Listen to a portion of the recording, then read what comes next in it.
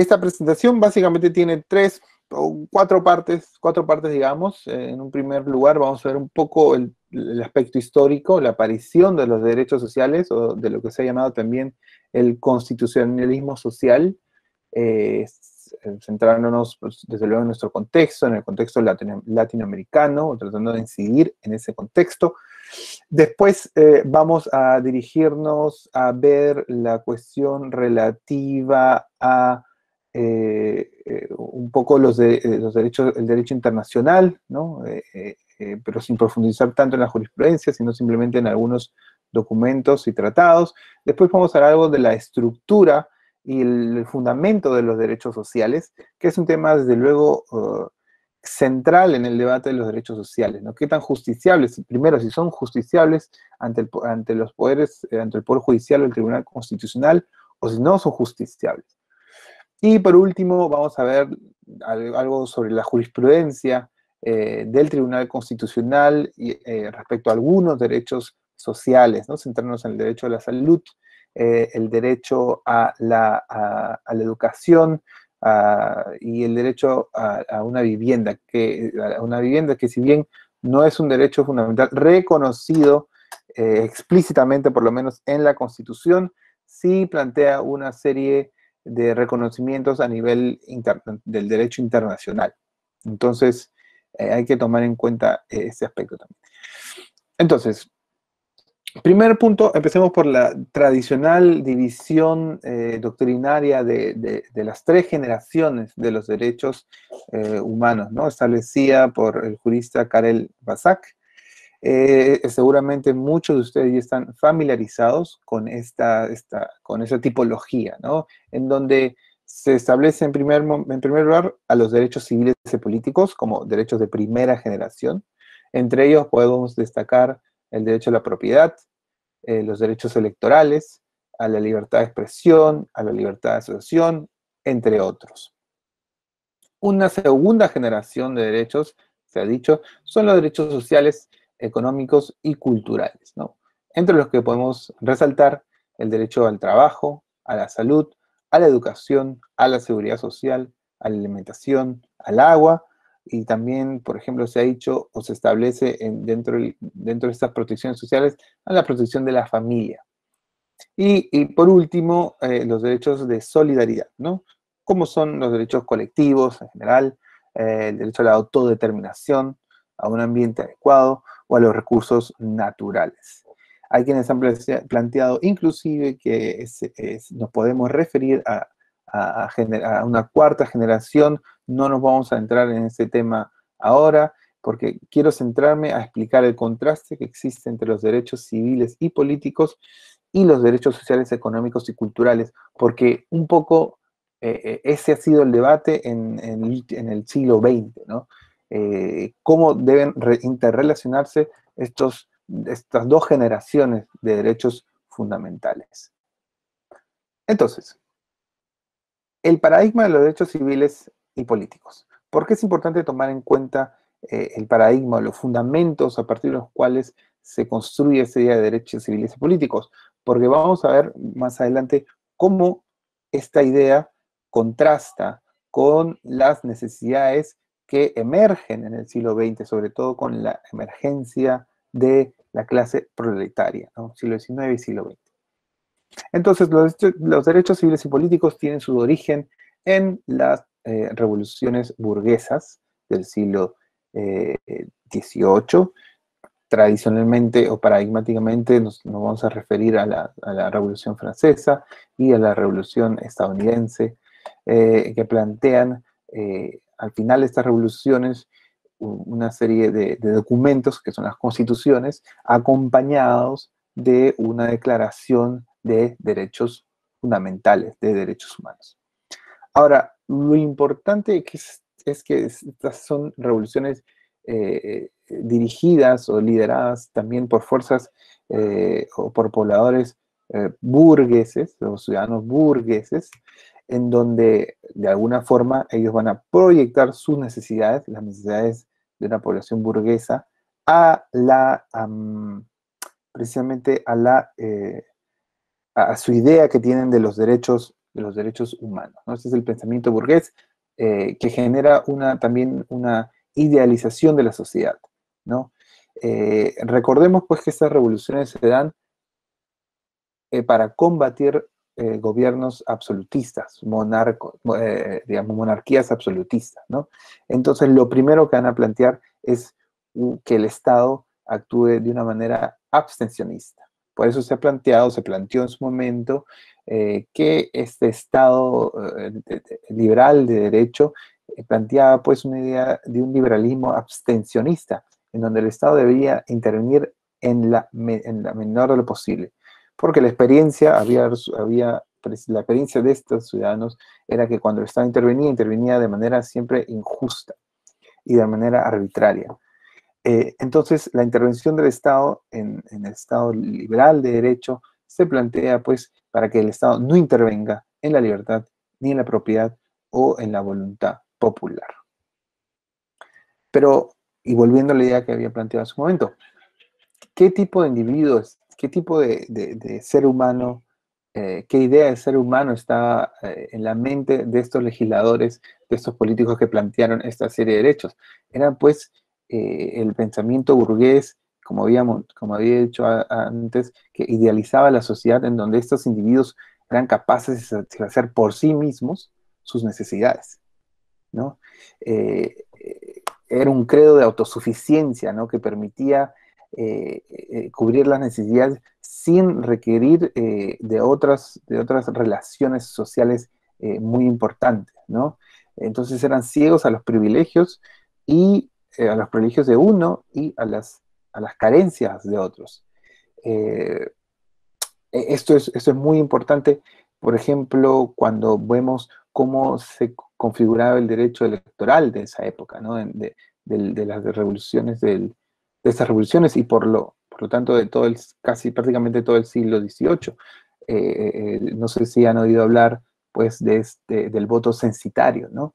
Que si bien estas declaraciones son universales y para todos los ciudadanos, el voto no era universal ni para todos los ciudadanos, sino se reservaba para quienes tenían propiedades, ¿no? En el caso del Perú, no solo para quienes tenían propiedades, sino también para quienes ejercían la religión católica. Entonces, las personas que no encajaban dentro de este marco, de esta idea, no podían tener el derecho a votar, ¿no? Por ejemplo. De otro lado, piénsese en que las mujeres no podían votar, ¿no? O que personas de cierta descendencia, como la africana, que ya se habían convertido en ciudadanos peruanos por nacimiento, eh, no podían ejercer su derecho al voto y tampoco ejercer su derecho a la libertad y a otro tipo de derechos humanos, ¿no? Las mujeres no tenían el derecho de ir a la universidad, por ejemplo. Entonces, es desde luego esta implementación del Estado liberal de derecho seguramente trae una serie de libertades importantes, pero también trae una serie de preconcepciones que no parecen conciliar con la filosofía libertaria que tenían estos políticos y juristas de las revoluciones liberales. Entonces, ¿por qué esto es importante cuando hablamos de los derechos sociales? Porque el paradigma de los derechos sociales va precisamente a tratar de tener una visión anclada en una realidad y no tanto en una concepción de igualdad formal, en donde todos tenemos los mismos derechos, ¿no? La concepción de los paradigmas sociales tiene su origen en la revolución industrial, que se enfatiza, que tiene un pico en el siglo XIX, ¿no? Y con ello la aparición, pues, de la clase proletaria, que generó una serie de demandas para satisfacer necesidades de los trabajadores. Ahora, eso también viene acompañado de una serie de ideologías, o del crecimiento de ciertas ideologías, como la ideología marxista o comunista, pensamientos socialistas, inclusive también anarcosindicalistas. Em, Curtis, que es un autor argentino que ha escrito de este tema de manera muy prolífica, ha hablado que el paradigma de los derechos sociales es un paradigma incompleto, ¿no? porque al distanciarse del modelo patrimonialista, que es inherente al paradigma de los derechos civiles y políticos, eh, lo hace de una forma en que se presta de estas categorías de esta tradición de los derechos políticos y liberales, pero que no termina de adaptarlos a la concepción de los derechos sociales. Entonces, Curtis va a recomendar una de sus lecturas que han sido asignadas también para esta conferencia, que se tienen que crear nuevas categorías para poder implementar estos derechos sociales, ¿no? Para poder completar ese paradigma de los derechos sociales. De otro lado, hay que tomar en cuenta también la centralidad del trabajo asalariado, ¿no? La centralidad que tuvieron los trabajadores, la clase obrera, para poder empujar y lograr ciertos derechos que más tarde se volvieron en derechos fundamentales. Por su parte también, una vez que se reconocieron ciertos derechos de los trabajadores, hay que también tomar en cuenta que en cascada se comenzaron a generar beneficios también para los familiares de esos trabajadores, ¿no? Por eso se habla de un salario mínimo, se hablaba de un salario mínimo que permita una vida adecuada para los trabajadores y sus familias, ¿no? Y también, por ejemplo, el derecho a la educación de los hijos de esta clase obrera.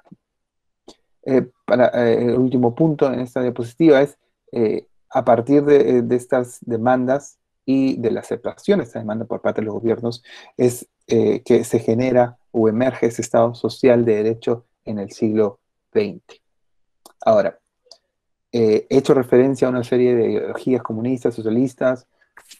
Hay un abanico de posibilidades dentro de estas ideologías, desde los revolucionarios hasta los reformistas, pero es importante tomar en cuenta que si bien estas ideas socialistas fueron empujadas por una clase obrera que básicamente descansaba en estas ideas socialistas, quienes recepcionaron estas necesidades fueron congresistas que no necesariamente podían ser considerados socialistas, sino más bien progresistas o liberales preocupados por una situación del contexto y que precisamente por eso recibieron y aceptaron estas demandas y las implementaron en la matriz del ya referido Estado liberal de derecho, y lo ampliaron, ¿no? No solo se habla entonces de un Estado liberal de derecho, sino un Estado liberal y social de derecho. O mejor dicho, el Estado social de derecho no implica que se rechacen los principios democráticos y liberales en los que había sido fundado este Estado de derecho, ¿no? No es un reemplazo, no se busca reemplazar algo, sino complementar. Y, y lo que digo tiene básicamente el fundamento pues, en la gran influencia que tuvo la encíclica papal Rerum Novarum de 1881, en donde la Iglesia por primera vez comienza a tomar una idea diferente respecto de la problemática social, ¿no? Básicamente cuestionando las ideas marxistas y revolucionarias, ¿no? Que cuestionaban el derecho a la propiedad. Entonces, si bien es importante rescatar esto, porque nos va a servir también para explicar la influencia que tuvieron los países latinoamericanos en el derecho internacional. Si bien las ideas socialistas fueron base para los reclamos de la clase obrera y para que se generara el paradigma de los derechos sociales, cuando el Estado las reconoce, no necesariamente asume todas estas ideas o todo este bagaje ideológico de las demandas, sino que más bien hace un trabajo de adaptación de estas demandas sociales al Estado liberal de derecho, ¿no? Para generar a partir de esa unión un nuevo paradigma, ¿no? Que es el Estado social de derecho o el Estado liberal y social de derecho, ¿no? A ver, ahora, hasta ahora hemos hablado pues de la aparición de la emergencia del Estado social de derecho, que no necesariamente se da con normativa constitucional de manera inmediata. Es decir, estas demandas no fueron, estas demandas sociales no fueron inmediatamente traducidas en la normativa constitucional, sino que primero hay una normativa de rango legal que comienza a explorar las posibilidades del derecho respecto de estas necesidades. Ahora, puntos referentes de la constitucionalización de estas medidas va a ser la Constitución de México de 1917 y la Constitución de Weimar de Alemania de 1919. Estas son las primeras constituciones que incluyeron, por ejemplo, cuestiones relativas al derecho a la seguridad social y a la salud, y también en la protección de la familia. Ahora, hay que tomar en cuenta también que si uno comienza a revisar las constituciones peruanas del siglo XIX, va a haber en todas estas una referencia al derecho a la educación. Pero también hay que tomar en cuenta que el paradigma de la época, hasta en el Perú por lo menos hasta 1979, era que la Constitución no era una norma, no era un instrumento normativo, sino era un instrumento de gobierno político. Es decir, no podía ser utilizado por los jueces, sino en esencia podía ser utilizado solamente por los políticos para configurar leyes, ¿no? Dentro de este marco constitucional. Ahora un poco para hablar del contexto peruano, ¿no? Como les había comentado. Um, bueno, esta es una imagen que quería compartir con ustedes sobre la Federación de Obreros de Panaderos Estrella del Perú. Es una organización básicamente conformada en su momento, es decir, a inicios del siglo XX, por dirigentes y simpatizantes anarquistas o anarcos sindicalistas, ¿no? Que lideraron una serie de huelgas, que una de las más importantes fue la huelga de panaderos de 1905 por la lucha de las 8 horas. Si uno revisa algo de la historia del Perú, va a encontrar que en esa época hay una serie de huelgas que proponen pues una serie de mejoras en las condiciones laborales, una serie de mejoras en los salarios, y también la limitación el límite de las 8 horas diarias, ¿no? de trabajo. Es importante también entender que acá comienzan a colisionar pues estos dos paradigmas, ¿no? El derecho liberal, el Estado liberal de derecho con el Estado social de derecho también, ¿no? Si bien se complementan, ello no quita que existan tensiones, como normalmente las hay entre los derechos fundamentales y entre diferentes disposiciones constitucionales, ¿no? Por ejemplo, uno podría decir la libertad contractual entraría en conflicto con una limitación de trabajo de 8 horas, o por ejemplo, con un mínimo salarial, ¿no? Y hay quienes han planteado que bueno, por lo menos en otras experiencias comparadas, en 1905 precisamente un caso de la Corte Suprema estadounidense decidió que una regulación estatal del Estado de Nueva York contravenía la libertad contractual porque establecía un máximo de 10 horas de trabajo precisamente a unos panaderos también. Entonces, es un claro ejemplo de las tensiones que pueden existir entre estos derechos desde el paradigma liberal con el paradigma del derecho social. Pero cerrando un poco el paréntesis y regresando al contexto nacional, es importante tener en cuenta, ¿no? Cómo el gobierno de José Pardo impulsó una legislación social porque había una serie de demandas muy importantes y uniones sindicales y de obreros muy importantes y muy bien organizadas que empujaban precisamente para poder lograr un reconocimiento y una mejora, ¿no? Es por ello que el gobierno de José Pardo encargó al entonces profesor José Matías Manzanillas una serie de normativas sobre defensa de los trabajadores, de las condiciones de los trabajadores, sobre las condiciones de las familias, sobre las condiciones de la familia de los trabajadores, sobre el salario mínimo y sobre la ley de accidentes de trabajo, ¿no? Esta ley de accidentes de trabajo cuyo primer proyecto entró al Congreso en 1890, eh, se discutió y finalmente se aprobó en 1913 la ley 1378, ¿no? Una de las primeras leyes latinoamericanas sobre este tema y muy avanzada, ¿no? Que da una protección especial a los trabajadores que tuvieran accidentes en lugares de trabajo. Finalmente, la jornada de las 8 horas a nivel nacional se aprobó en 1919. Y eso a nivel nacional porque el gobierno ya había declarado un máximo de 8 horas en el Callao, por ejemplo, y en otras provincias del Perú. Entonces, todo este contexto social, ¿no? Es el que va a permitir que finalmente en la Constitución de 1920 se incluyan varias referencias a la seguridad del trabajo industrial, ¿no? En el artículo, específicamente en el artículo 47, ¿no? Que establece la ley fijará las condiciones máximas del trabajo y los salarios mínimos en relación con la edad, el sexo, la naturaleza de las labores y las condiciones y necesidades de las diversas regiones del país.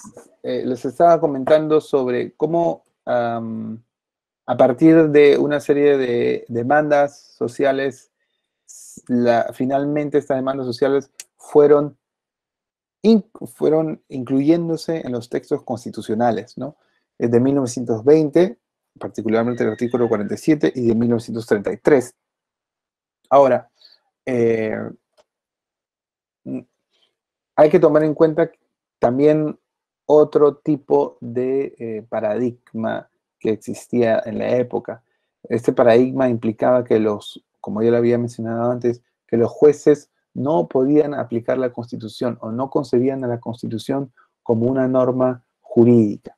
¿Y qué significa eso? Básicamente, que tanto los derechos que están especificados en la Constitución, eh, los derechos civiles y políticos como los derechos sociales no tenían un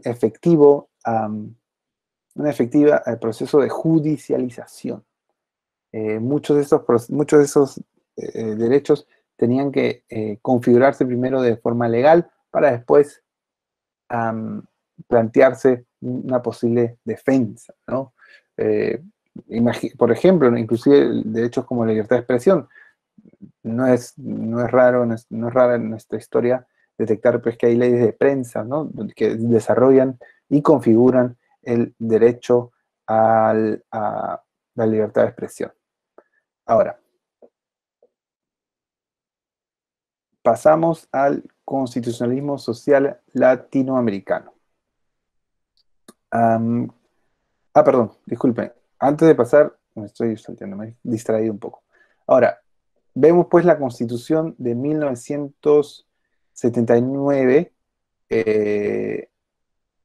La Constitución de 1979, dígame, me van diciendo por favor si es que ya no comienzan a ver algo, pero la Constitución de 1979 modifica este criterio que les comento, en donde los jueces no podían, en donde la Constitución era vista simplemente como un documento político. Y la Constitución del 79 no solo plantea y robustece el reconocimiento de derechos sociales, no solo se queda en derechos relacionados al trabajo, sino que hace también referencia al derecho a la salud, a la educación, a la seguridad social, además de los derechos laborales, ¿no? Pero también incluye un nuevo órgano jurídico, que es el Tribunal de Garantías Constitucionales. Y también incluye una cláusula que establece que los jueces deben preferir la norma constitucional a la norma legal. Entonces, por fin, los jueces tienen que aplicar la Constitución como si fuese una norma jurídica. Y esto comienza a plantear el debate sobre específicamente qué disposiciones constitucionales pueden ser directamente aplicadas por el juez constitucional y cuáles necesitan de una configuración legal previa.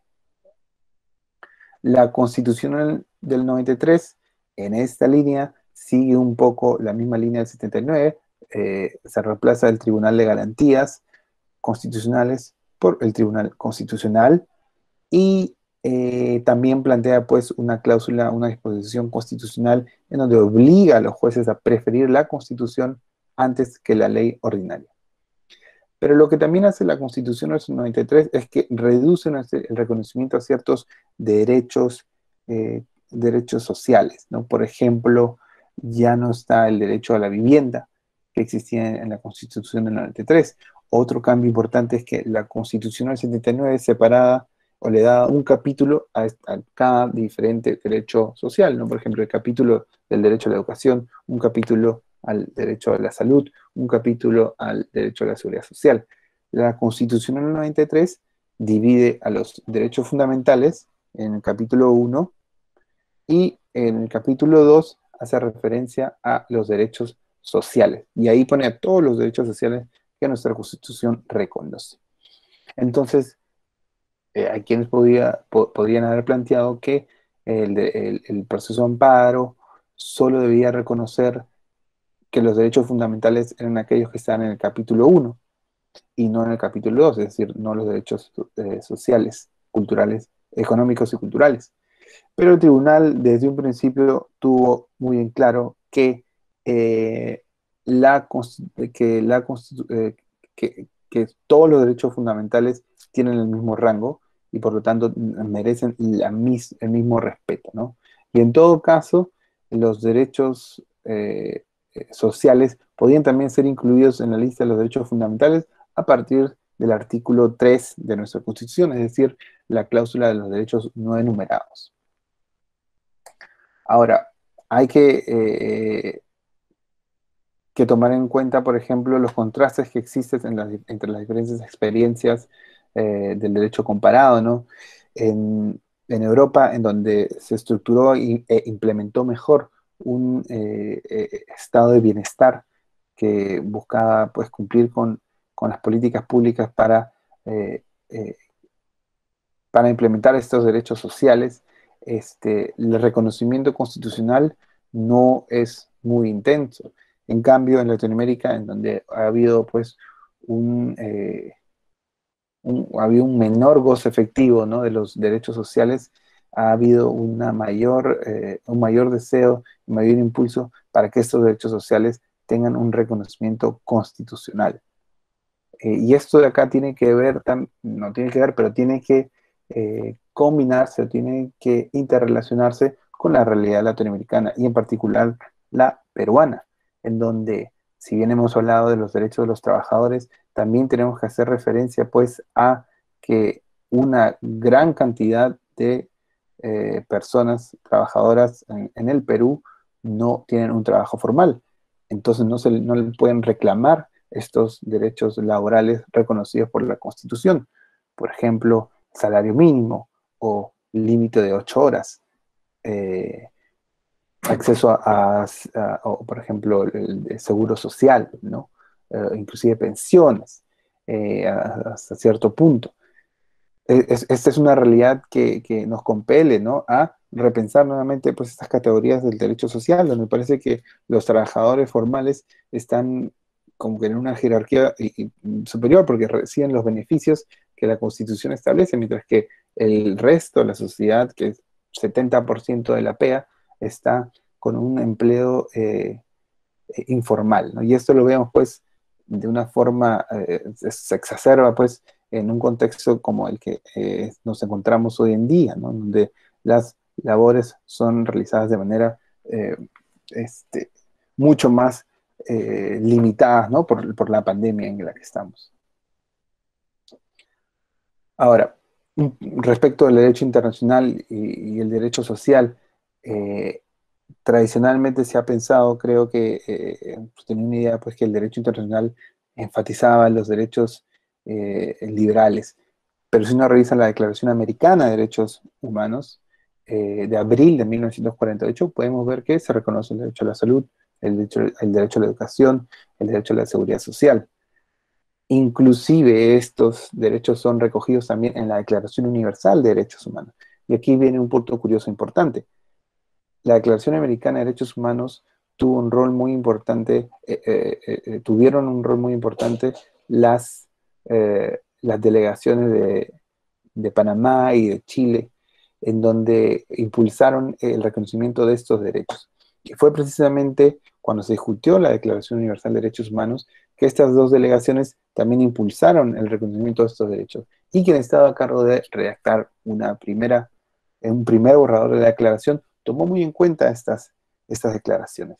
Y vale la pena acá recordar, estas declaraciones, estos derechos sociales, no vienen eh, eh, del conflicto ideológico entre comunismo y liberalismo, sino más bien el intento de tratar de complementar el Estado liberal de derecho a partir de las demandas sociales que existían en su momento y que desde entonces, bueno, no solo han seguido existiendo, sino que se ha creado un compromiso del Estado por tratar de cubrir las necesidades básicas y esenciales de la población. Otro referente importante para entender los derechos sociales es el Pacto Internacional de Derechos Económicos, Sociales y Culturales, la normativa de la OIT respecto pues, también de los derechos laborales y sindicales, y el protocolo adicional de la Convención Americana de Derechos Humanos en materia de DESC, ¿no? O también conocido como el Protocolo de San Salvador, que el Tribunal Constitucional, su jurisprudencia, lo ha utilizado, ¿no? Varias veces. Um, Dígame si tenemos problemas con el PowerPoint o no. Si no, yo sigo hasta que me digan algo. A ver, eh, hay dos tipos de fundamentos de los derechos sociales. Ahora ya vimos la parte histórica, un poquito del derecho internacional. Ahora pasamos un poco a los fundamentos de los derechos sociales. Existen dos tipos de fundamentos. Los que entienden que los derechos sociales como fines en sí mismos, digamos, hay que proveer lo necesario para la subsistencia y por lo tanto se puedan ejercer los otros derechos, ¿no? Y el segundo es como medios para garantizar el ejercicio de la fundamentación de las libertades, perdón, garantizar el ejercicio de las libertades. Es decir, no se defienden o no se fundamentan en este segundo punto los derechos sociales como un fin en sí mismo, sino solamente para que pueda haber un efectivo goce de los derechos liberales. Es decir, es una fundamentación instrumental. Eh, es esta segunda fundamentación la que básicamente ha generado un consenso en el Perú, ¿no? Y creo que así se entiende. Y también por ejemplo, desde doctrinas de intelectuales alemanes como Robert Alexy han fomentado este tipo de perspectivas. Ahora, cuando hablamos de estructura del derecho fundamental, o de la estructura de los derechos fundamentales, nos referimos básicamente a qué cosa, a que hay un sujeto activo, un sujeto pasivo y un objeto del derecho. Tradicionalmente los derechos subjetivos liberales han tenido esa estructura, ¿no? Que son derechos individuales, solo pueden ser reclamados por una persona. Son derechos naturales contra una comunidad artificial, es decir, naturales en el sentido de que son derechos anteriores a la creación del Estado y por lo tanto debe entenderse como espacios en donde el Estado no debe intervenir. Otra vez, esta idea abstencionista del derecho es de defensa contra los ataques de esta comunidad artificial, de protección contra los ataques de terceros también, correlativos a los deberes, pero prioritarios a ellos, es decir, un derecho genera un deber, pero el deber no es lo prioritario, sino el derecho. Y están fundamentados en el interés propio, son unilaterales, y sobre todo esa idea de que son derechos determinados, es decir, sabemos quién es el sujeto activo, sabemos quién es el sujeto pasivo y sabemos cuál es el objeto del derecho. Y esto es importante porque contra esta idea se ha contrastado la propia validez de los derechos sociales y económicos, ¿no? Y esto ocurrió durante buena parte del siglo XX, ¿no? Se ha dicho pues que los DESC, los derechos económicos, sociales y culturales, eran contrarios a los derechos liberales. ¿Por qué? Porque provenían de una idea o de una ideología marxista o socialista revolucionaria que buscaba destruir el Estado liberal.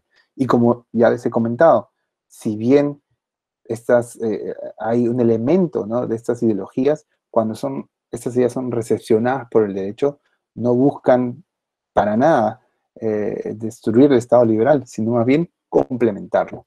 Entonces, esta crítica tiene que ser pues revisada, ¿no? Y rechazada. Se ha dicho también que implican obligaciones positivas al Estado. Y sí, efectivamente los derechos económicos sociales implican obligaciones positivas, pero también lo hacen los derechos políticos y civiles. Piénsese, por ejemplo, para el tema de los derechos políticos, ¿cuánto cuesta organizar una elección? Creo que en 12 años el Estado peruano ha gastado cerca de 12.000 millones de soles o algo así, no sé. Es decir, son procesos muy caros. O, por ejemplo, ¿cuánto cuesta establecer un sistema de propiedad? ¿No? Imaginemos el derecho a la propiedad sin una oficina de registros públicos. Entonces, todos los derechos implican, los derechos cuestan, ¿no?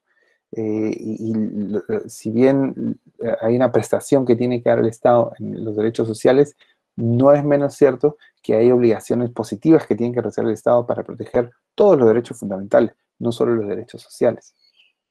Se ha dicho pues también que los derechos sociales tienen una eficacia diferida, es decir, no pueden ser eh, no puede solicitarse el respeto de los derechos de manera inmediata, sino que tiene que haber un tiempo para que el Estado pueda generar y desarrollar políticas públicas para poder cumplir con esos roles. Eh, y también se ha dicho pues que son solo tutelables con intervención del legislador, es decir, son como normas programáticas. Esta también es una concepción cuestionable porque si es que entendemos que la Constitución es una norma que genera obligaciones, que genera deberes, y en la propia Constitución establece que existe un derecho a la salud, simplemente hablar de derecho a la salud como una norma programática deja un ámbito muy amplio al legislador para simplemente no obedecer la Constitución. Entonces estamos hablando de interpretación política de la Constitución, dejando de lado interpretaciones constitucionales, interpretaciones jurídicas, ¿no?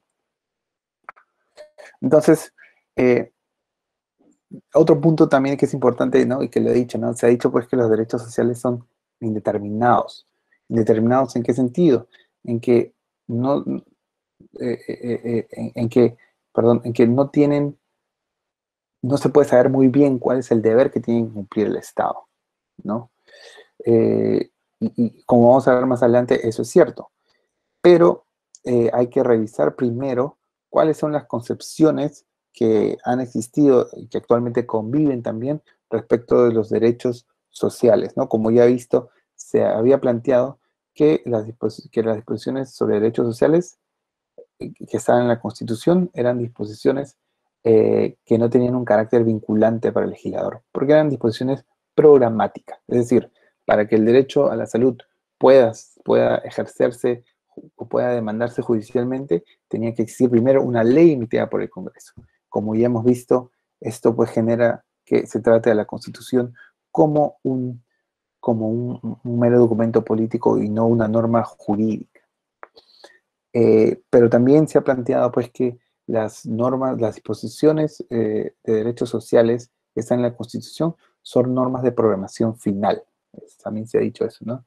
Que prescriben un fin al Estado, pero no establecen qué camino se debe o qué camino se debe seguir para poder cumplir con ese fin, ¿no?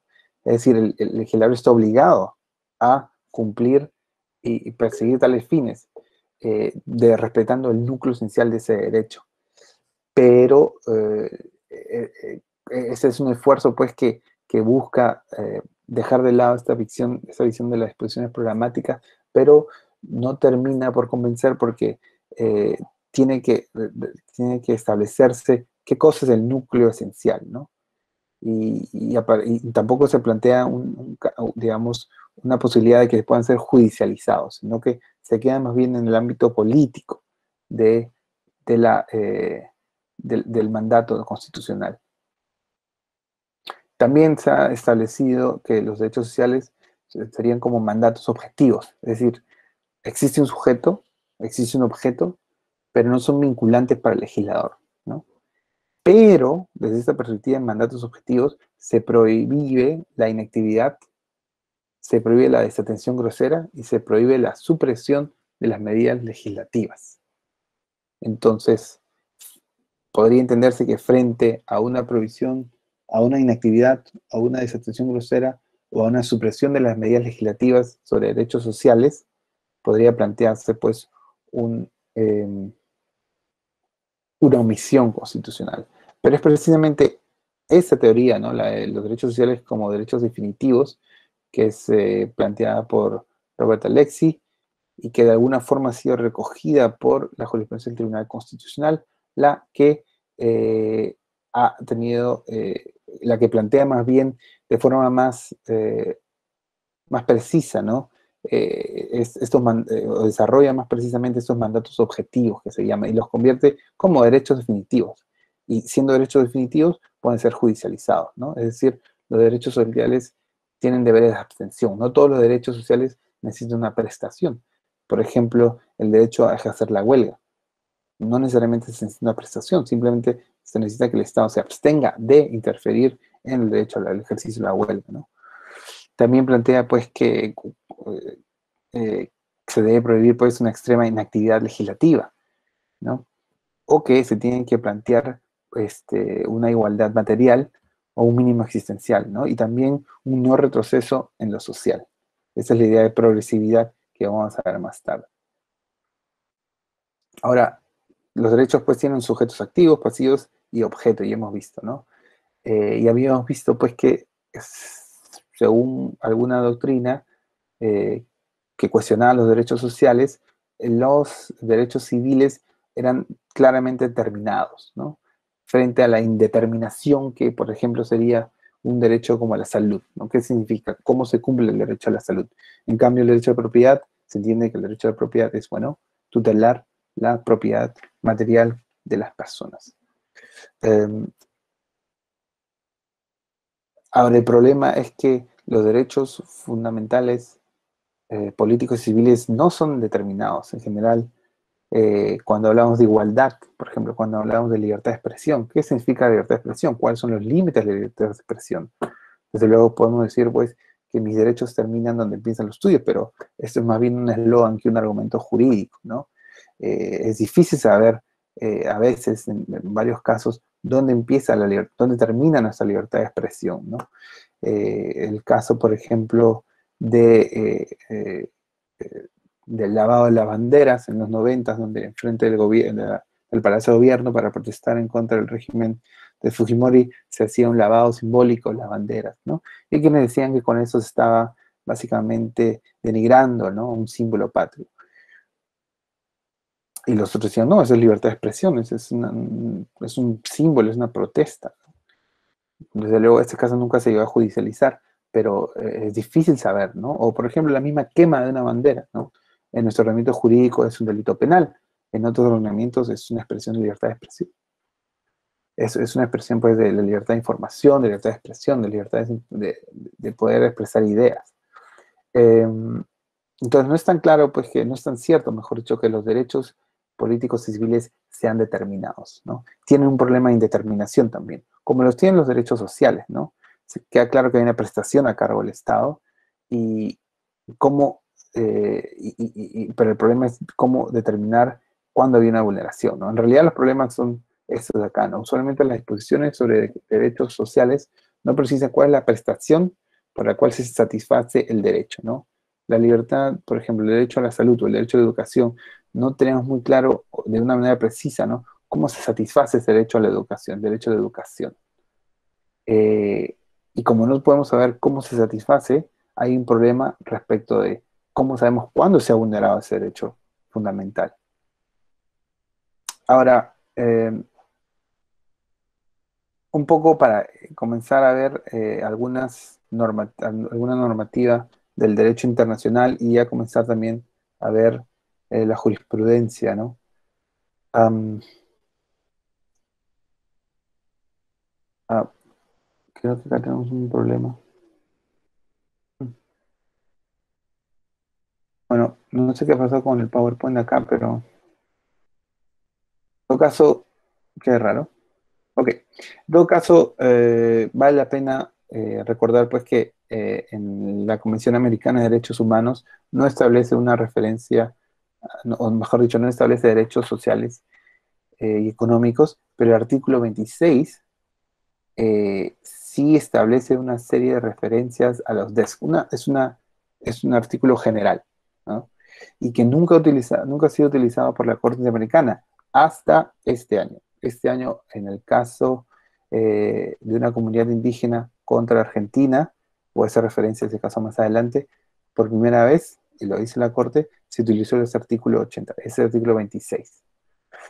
Eh, Ahí supuestamente lo que tenía que decir es que hay una relación de interdependencia entre todos los derechos, no tanto los derechos individuales, o mejor dicho, tanto los derechos políticos y civiles como con los derechos sociales son interdependientes. Y hay que hablar de el principio de progresividad también, que implica pues que la 11ª disposición de nuestra Constitución, por ejemplo, la 11ª disposición eh, final y transitoria y final de la Constitución peruana hace referencia pues a esta progresividad, ¿no? Que siempre que progresivamente tienen que darse la implementación de los derechos que impliquen un gasto al Estado. Ahora, sobre la jurisprudencia de la Corte Interamericana de Derechos Humanos, como les decía, la Convención Americana de Derechos Humanos centra su, su narrativa en la protección de los derechos civiles y políticos, ¿no? Eh, pero ello no ha implicado para que, a partir de las propias realidades que existen en Latinoamérica, haya comenzado a ver y realizar alguna serie de guiños a los derechos sociales, ¿no? Por ejemplo, en el caso de cesantes y jubilados, la Contraloría. Es un caso de pensiones, pero la Corte lo trata como propiedad, ¿no? Pero es básicamente pues una defensa pues a la seguridad social, aunque traducida pues en un lenguaje de derecho individual.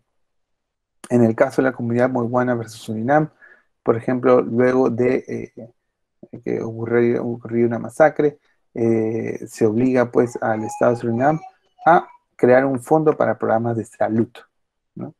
En el caso de las niñas Jenny Bosico versus la República Dominicana, que es un caso sobre el no reconocimiento de identidad a unas niñas que eran hijas de migrantes y que habían nacido y crecido en República Dominicana, ¿no? Se propone pues una medida de reparación con becas y programas sociales. Y ese es el caso que les comentaba, ¿no? El caso Comunidad Laca Jonat versus Argentina de 1920, donde la Corte por primera vez establece la protección y condena a un Estado porque se vulneró no solo el derecho a la propiedad territorial, que era lo que está en discusión, sino también derechos sociales como el derecho al agua. Eso lo hace a partir del artículo 26, ¿no? de la Convención Americana de Derechos Humanos. Y respecto de la jurisprudencia del Tribunal Constitucional, un poco para aterrizar las ideas que había comentado antes, ¿no? Eh, para el Tribunal Constitucional todos los derechos fundamentales, todos los derechos sociales son derechos fundamentales. Y todos los derechos fundamentales tienen el mismo valor. No existe una jerarquía entre derechos fundamentales.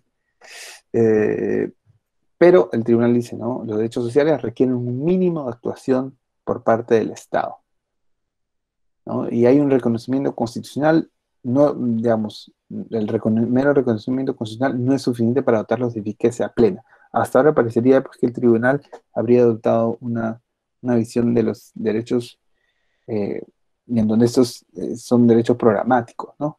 Pero el tribunal inmediatamente ha tratado de luego decir esto, resolvió un caso, ¿no? sobre derecho de pensiones, y también existen en la jurisprudencia del tribunal casos en donde sin existir una legislación o cuando la legislación no era muy clara, el tribunal llevó a cabo la protección del derecho a la salud. ¿No? Y también el tribunal ha dicho pues, ¿no? que los derechos están en una relación de interdependencia y complementariedad. Eh, los DESC no son normas programáticas de eficacia mediata, dice el tribunal.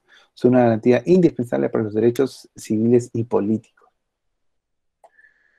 Y hace referencia pues al principio de progresividad, es decir, al principio de que los gastos o la implementación de los derechos sociales tiene que hacerse progresivamente, lo que no implica que esto no sea una obligación, ¿no? Y hay formas mediante la cual la sociedad u otras entidades estatales puedan revisar, por ejemplo, si es que se está cumpliendo con ese principio de progresividad, ¿no? Pero para eso se requiere una serie de medidas e instrumentos económicos más elaborados al respecto. Y también tenemos el principio de no regresividad, ¿no? Es decir, una vez que ya se cumplió con alcanzar cierto beneficio, cierto derecho, no se puede ir en contra de ese derecho. Ahora, estos dos principios tienen que entenderse como principios prima facie, ¿no? Eh, en donde, en donde tiene que verse en un contexto establecido, ¿no? Por ejemplo, en el último caso, el principio de no regresividad, en la sentencia 050-2004, en el tribunal estaba revisando, ¿no?, la constitucionalidad de la reforma sobre temas pensionarios, donde básicamente se estaba eliminando, pues, se estaba cerrando el régimen pensionario del decreto ley 20530, ¿no?, que daba pensiones muy elevadas en algunos casos, y también se proponía una serie de limitaciones, ¿no? Había máximos de pensiones, es decir, uno no podía recibir una pensión, pues, de 20.000 soles, ¿no? Lo que se ponía un máximo, ¿no? Y los máximos también poco se podían ir reduciendo inclusive. El tribunal dijo que estas medidas eran constitucionales, ¿no? A pesar de que se había planteado que vulneraban el principio de no regresividad. Y la propia Corte Americana coincidió con el Tribunal Constitucional en este punto. Entonces, eh, ¿por qué en este caso sí se permitió? Porque está dentro de lo razonable y lo proporcional, ¿no? Entonces, cuando uno analiza derechos fundamentales, no debe analizar, pues, los derechos fundamentales solo uno por uno, ¿no? Sino tiene que analizar los derechos, como ya vimos antes, ¿no? Desde una perspectiva de interdependencia y complementariedad. Ahora quiero hacer una referencia en esta última sección, pues, a algunos derechos, ¿no? El derecho a la educación en el Tribunal Constitucional, este, en este caso, pues, el, en esta sentencia, perdón, se analiza, pues, si es que un estudiante que había realizado una serie de protestas y expresiones en contra de las autoridades de la universidad, podía ser impedido de ingresar a ese centro de estudios, ¿no? Y el tribunal desarrolló de una forma muy detallada el derecho a la educación, ¿no? Pero también dijo, ¿no?, que que se está generando cada vez, ¿no?, un matiz social de los derechos civiles y políticos y civiles, ¿no? Por ejemplo, cuando uno habla del derecho a la propiedad, habla de un derecho a la propiedad con función social o de acuerdo al bien común. Eh, Estas medidas no son extrañas y también se están comenzando a plantear una serie de estas ideas en el contexto de la pandemia, ¿no? Sobre cómo utilizar el derecho de propiedad de forma proporcional, ¿no? O inclusive interferencias con eh, ciertos centros de salud, ¿no? Um, Otro caso importante es el caso de las filiales universitarias, en donde se cuestionaba la constitucionalidad de la prohibición de las filiales universitarias, ¿no? Y en donde el tribunal también desarrolla un elemento interesante que es el derecho a la educación de calidad, ¿no? Y plantea de alguna forma que no exista, que en ese momento, o mejor dicho, hace mención de que en ese momento no existía una entidad que pueda procurar, ¿no?, establecer mínimos de calidad. Eh, esta- a partir de esto, pues, se crea también posteriormente lo que hoy conocemos como la SUNEDU. Después tenemos este último caso, ¿no?, que el tribunal ha resuelto el año pasado, o hace 2 años, sobre la educación de personas adultas, el caso Ciesa Fernández. Ese es un caso en donde dos personas adultas de 18 y 19 años quieren cursar primero y media, pero en su caserío no existe una institución de educación para personas adultas. Entonces, hablan con el director, le solicitan al director de ese colegio, un colegio para niños, que puedan atender a las clases. Y el director acepta eso, pero luego cuando la UGEL se entera de esto, porque tiene que revisar ciertos procedimientos, observa este caso, ¿no? Y no les permite cursar los estudios secundarios ahí. ¿Cuál es el problema? Pues en ese caserío no existía, como les había comentado, una institución que permita o que brinde la educación para adultos. La más próxima, la institución más próxima está a 2 horas de camino de ese pueblo. Entonces, para esas personas era imposible poder ir todos los días, caminar o movilizarse 2 horas hasta el próximo pueblo para poder acudir al colegio. Entonces, el tribunal entendió que en este caso está vulnerando el derecho a la educación de estas personas. Bueno, ese es un cuadro de un pintor peruano. Lo puse ahí para un poco distraernos, pero ya vamos terminando con el derecho a la salud, ¿no?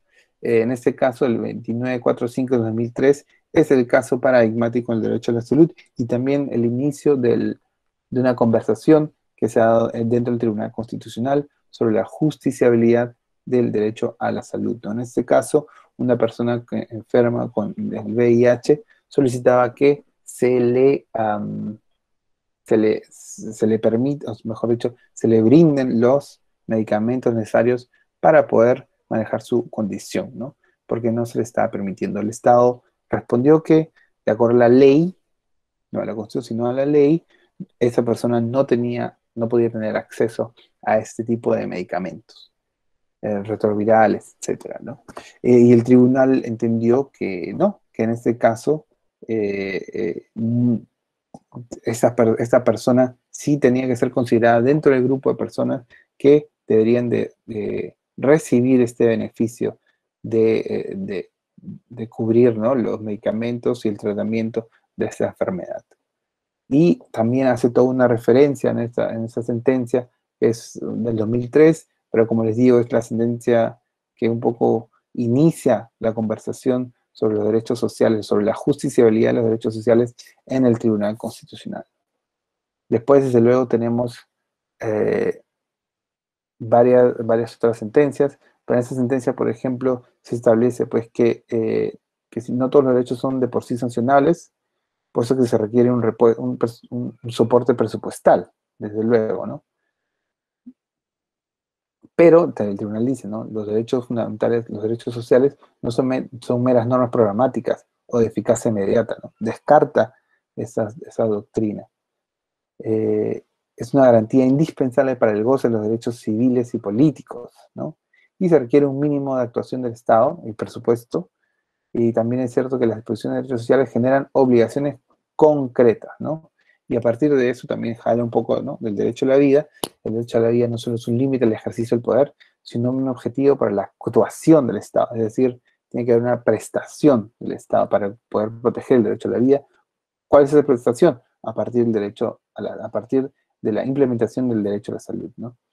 Entonces, establece pues que la exigencia judicial de un derecho social dependerá de la gravedad y razonabilidad del caso, afectación de otros derechos y disponibilidad presupuestal.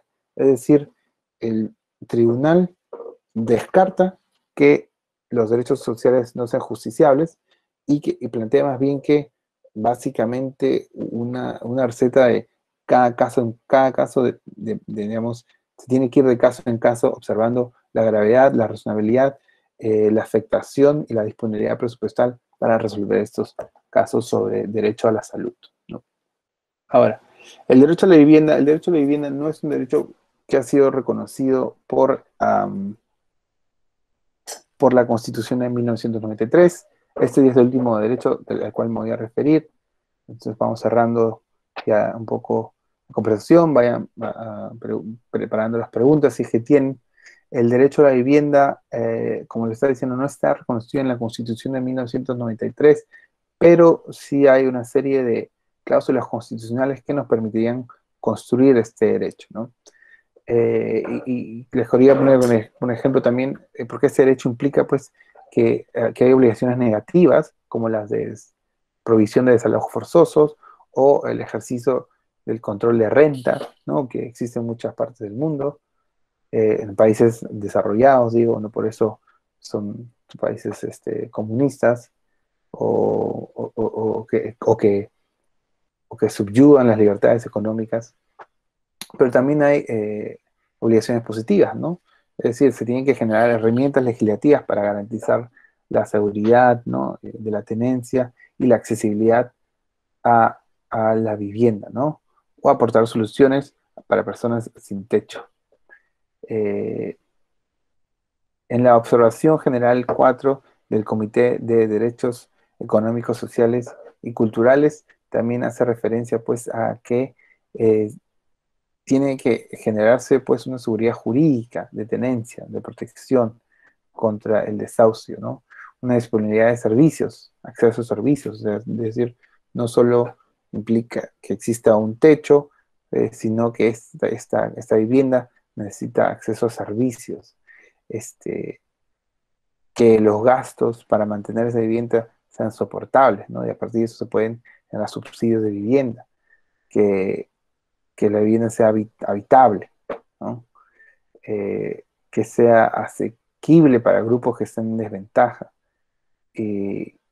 también determinar los lugares, ¿no? Por ejemplo, que haya lugares libres de contaminación y una adecuación cultural, ¿no? Es decir, que se cumpla con implementar derechos a la vivienda sin sacrificar la dimensión cultural, es decir, sin sacrificar las, la cultura determinada, es decir, no imponiendo determinados diseños, determinados materiales a personas que durante años o durante décadas o años tienen una práctica cultural diferente que rechaza precisamente ese tipo de materiales. Y creo que el tiempo ya nos ganó. Yo voy a terminar simplemente con que la Constitución establece pues, el derecho a elegir un lugar de residencia. A partir de este caso, a partir de esta cláusula constitucional, hay quienes han querido ejercer o construir un derecho a la vivienda. Un caso, un caso interesante a nivel de derecho comparado es el caso Puerto Elizabeth contra varios ocupantes de la Corte Constitucional de África del Sur o Sudáfrica. No voy a referirme a este caso porque creo que estamos un poco contra el tiempo, pero si es que en las preguntas sale el tema, lo puedo explicar. Y en la sentencia 011 del 2010, el voto del magistrado Eto planteó en su momento pues, que debería constitucionalizarse el derecho a la vivienda, ¿no? En este caso, era básicamente, pues, los hechos del caso eran que una serie de pobladores estaban cuestionando una ordenanza municipal que los desalojaba de determinados sitios, ¿no? El problema es que estos pobladores se habían asentado en lugares que eran peligrosos.